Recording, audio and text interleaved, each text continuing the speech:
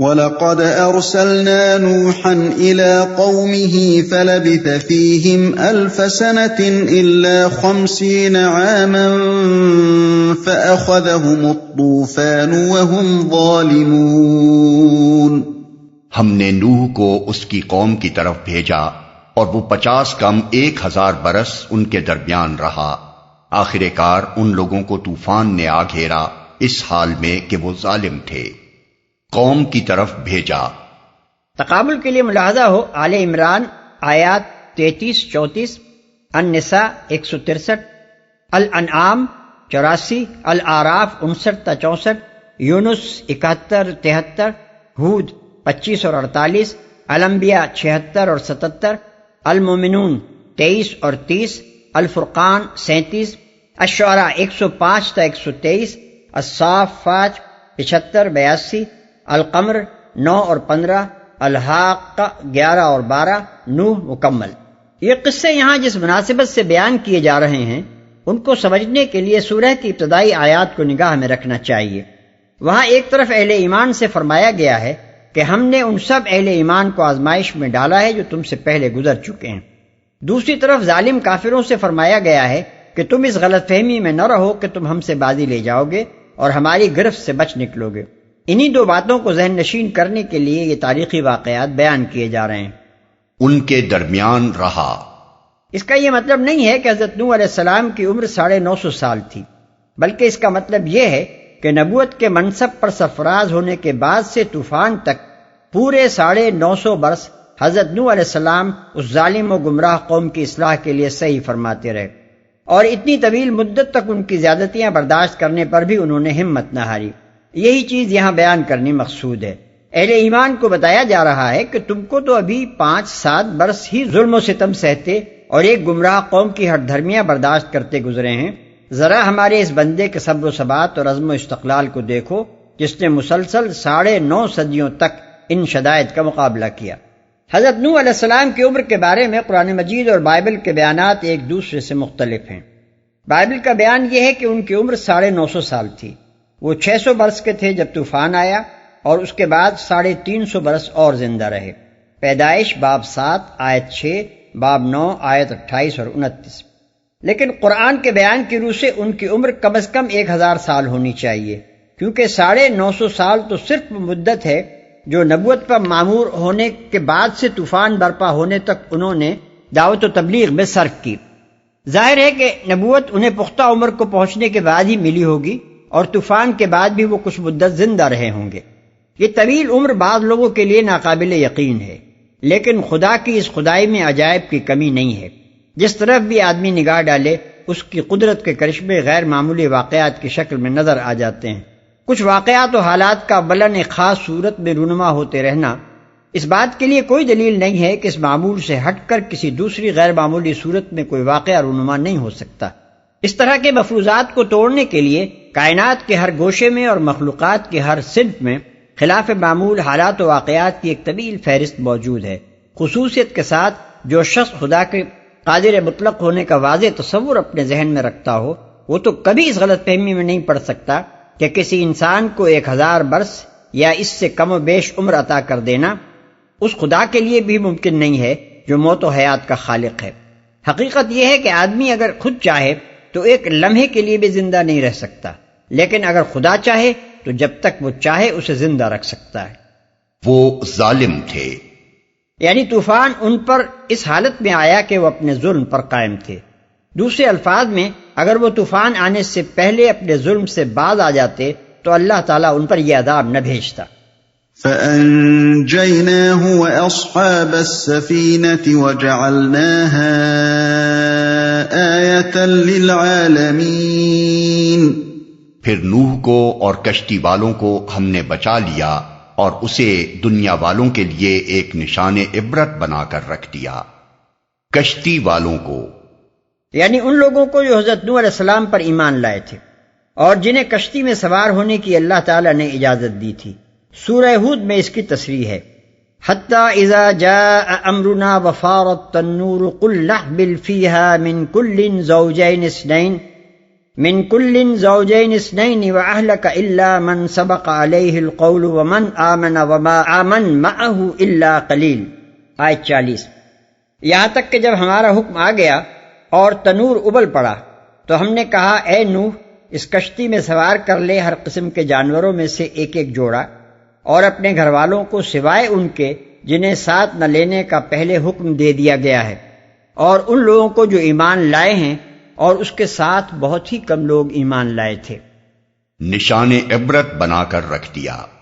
اس کا مطلب یہ بھی ہو سکتا ہے کہ اس ہولناک عقوبت کو یا اس عظیم الشان واقعے کو بعد والوں کے لیے نشان عبرت بنا دیا گیا ہو، لیکن یہاں اور سورہ قمر میں یہ بات جس طریقے سے بیان فرمائی گئی ہے اس سے متبادر یہی ہوتا ہے کہ وہ نشان عبرت خود وہ کشتی تھی جو پہاڑ کی چوٹی پر صدیوں موجود رہی اور بعد کی نسلوں کو خبر دیتی رہی کہ اسی سرزمین میں کبھی ایسا طوفان آیا تھا جس کی بدولت یہ کشتی پہاڑ پر جا ٹکی ہے.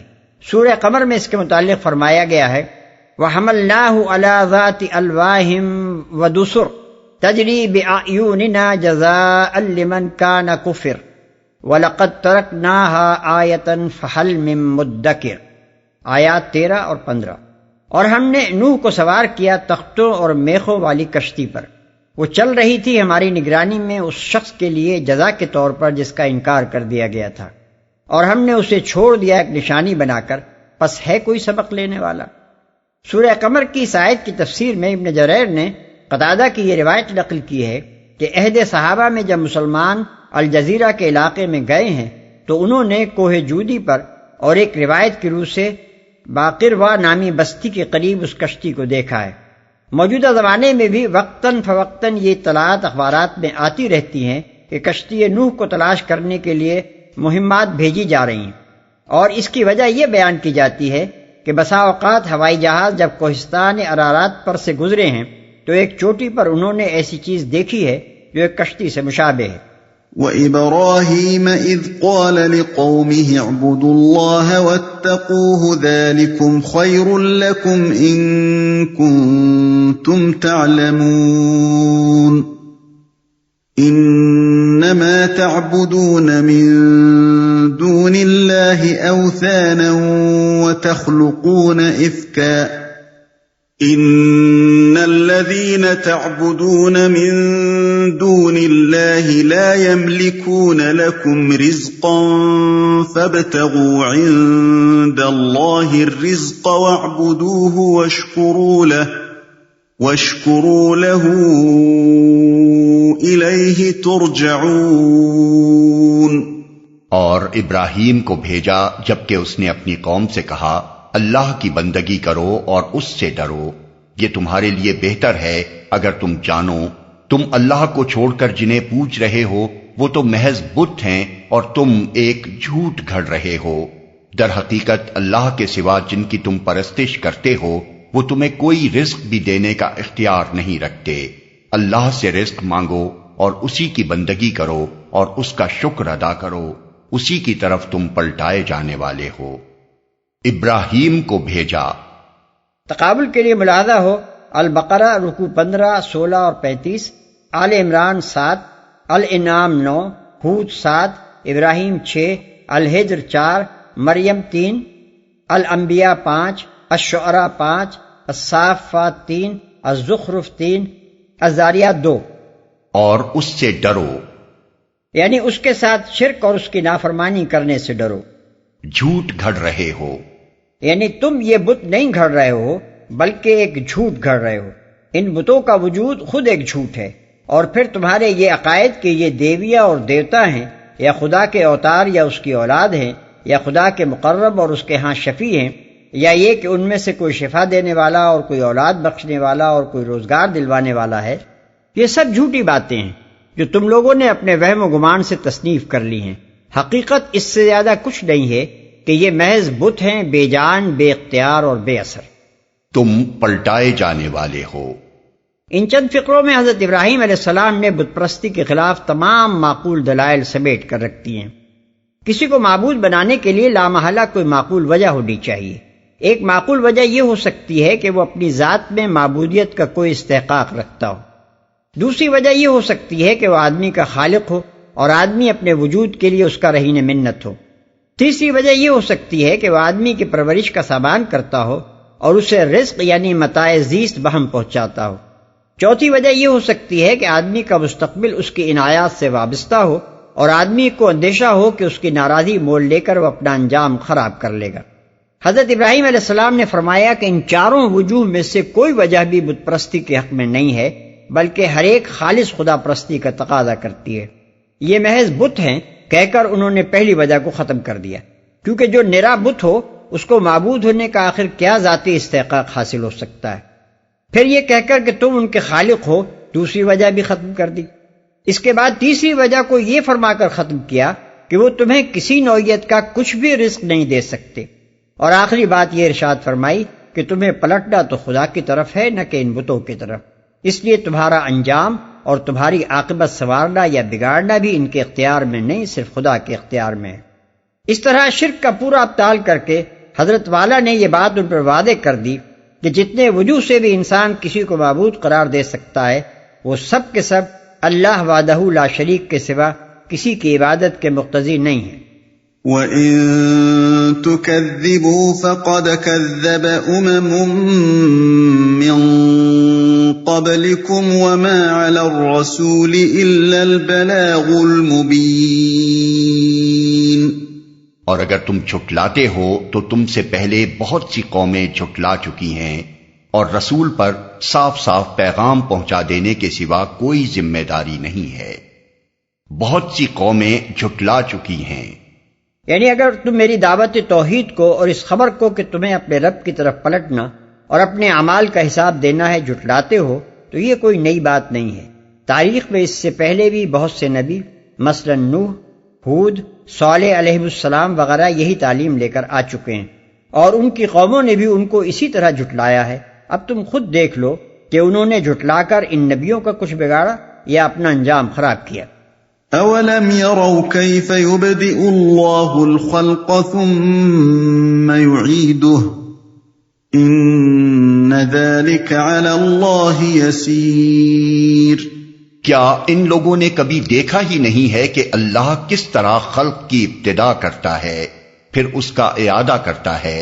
یقیناً یہ اعادہ تو اللہ کے لیے آسان تر ہے۔ کیا یہاں سے لہم عذاب علیم، ان کے لیے دردناک سزا ہے تک، ایک جملہ مترضہ ہے جو حضرت ابراہیم علیہ السلام کے قصے کا سلسلہ توڑ کر اللہ تعالیٰ نے کفار مکہ کو خطاب کر کے ارشاد فرمایا ہے۔ اس اعتراضی تقریر کی مناسبت یہ ہے کہ کفار مکہ جنہیں سبق دینے کے لیے یہ قصہ سنایا جا رہا ہے دو بنیادی گمراہیوں میں مبتلا تھے، ایک شرک و بت پرستی، دوسرے انکار آخرت۔ ان میں سے پہلی گمراہی کا رد حضرت ابراہیم علیہ السلام کی اس تقریر میں آ چکا ہے جو اوپر نقل کی گئی۔ اب دوسری گمراہی کے رد میں یہ چند فقرے اللہ تعالیٰ اپنی طرف سے ارشاد فرما رہا ہے تاکہ دونوں کی تردید ایک ہی سلسلہ کلام میں ہو جائے۔ اللہ کے لیے آسان تر ہے، یعنی ایک طرف بے شمار اشیاء عدم سے وجود میں آتی ہیں اور دوسری طرف ہر نوع کے افراد کے مٹنے کے ساتھ پھر ویسے ہی افراد وجود میں آتے چلے جاتے ہیں۔ مشرکین اس بات کو مانتے تھے کہ یہ سب کچھ اللہ کی صفت خلق و ایجاد کا نتیجہ ہے، انہیں اللہ کے خالق ہونے سے انکار نہ تھا جس طرح آج کے مشرکین کو نہیں ہے۔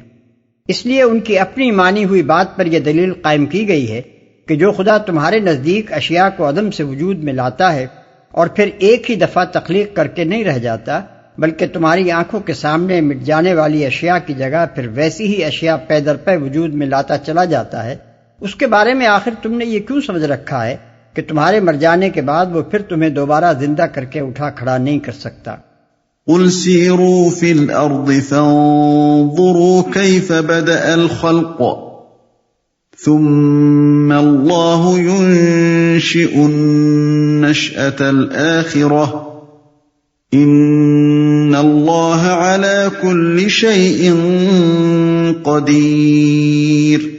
ان سے کہو کہ زمین میں چلو پھرو اور دیکھو کہ اس نے کس طرح خلق کی ابتدا کی ہے، پھر اللہ بار دیگر بھی زندگی بخشے گا، یقیناً اللہ ہر چیز پر قادر ہے۔ یعنی جب خدا کی کاریگری سے بار اول کی تخلیق کا تم خود مشاہدہ کر رہے ہو تو تمہیں سمجھنا چاہیے کہ اسی خدا کی کاریگری سے بار دیگر بھی تخلیق ہوگی۔ ایسا کرنا اس کی قدرت سے باہر نہیں ہے اور نہ ہو سکتا ہے۔ يعذب من يشاء ويرحم من يشاء وإليه تقلبون وما أنتم بمعجزين في الأرض ولا في السماء وما لكم من دون الله من ولي ولا نصير۔ جسے چاہے سزا دے اور جس پر چاہے رحم فرمائے، اسی کی طرف تم پھیرے جانے والے ہو۔ تم نہ زمین میں عاجز کرنے والے ہو نہ آسمان میں، اور اللہ سے بچانے والا کوئی سرپرست اور مددگار تمہارے لیے نہیں ہے۔ نہ زمین میں عاجز کرنے والے ہو نہ آسمان میں، یعنی تم کسی ایسی جگہ بھاگ کر نہیں جا سکتے جہاں اللہ کی گرفت سے بچ نکلو، خواہ تم زمین کی تہوں میں کہیں اتر جاؤ یا آسمان کی بلندیوں میں پہنچ جاؤ، بہرحال تمہیں ہر جگہ سے پکڑ لایا جائے گا اور اپنے رب کے سامنے تم حاضر کر دیے جاؤ گے۔ یہی بات سورہ رحمان میں جنوں اور انسانوں کو خطاب کرتے ہوئے چیلنج کے انداز میں فرمائی گئی ہے کہ تم خدا کی خدائی سے اگر نکل سکتے ہو تو ذرا نکل کر دکھاؤ۔ اس سے نکلنے کے لیے زور چاہیے اور وہ زور تمہیں حاصل نہیں ہے، اس لیے تم ہرگز نہیں نکل سکتے۔ چنانچہ ارشاد ہوتا ہے یا معشر الجن والانس ان استطعتم ان تنفذوا من اقطار السماوات والارض فانفذوا لا تنفذون الا بسلطان۔ آیت 33۔ مددگار تمہارے لیے نہیں ہے، یعنی نہ تمہارا اپنا زور اتنا ہے کہ خدا کی پکڑ سے بچ جاؤ، اور نہ تمہارا کوئی ولی و سرپرست یا مددگار ایسا زور آور ہے کہ خدا کے مقابلے میں تمہیں پناہ دے سکے اور اس کے مواخذے سے تمہیں بچا لے۔ ساری کائنات میں کسی کی یہ مجال نہیں ہے کہ جن لوگوں نے کفر و شرک کا ارتکاب کیا ہے، جنہوں نے احکام خداوندی کے آگے جھکنے سے انکار کیا ہے، جنہوں نے جرأت و جسارت کے ساتھ خدا کی نافرمانیاں کی ہیں اور اس کی زمین میں ظلم و فساد کے طوفان اٹھائے ہیں، ان کا حمایتی بن کر اٹھ سکے اور خدا کے فیصلے عذاب کو ان پر نافذ ہونے سے روک سکے، یا خدا کی عدالت میں یہ کہنے کی ہمت کر سکے کہ یہ میرے ہیں، اس لیے جو کچھ بھی انہوں نے کیا ہے اسے معاف کر دیا جائے۔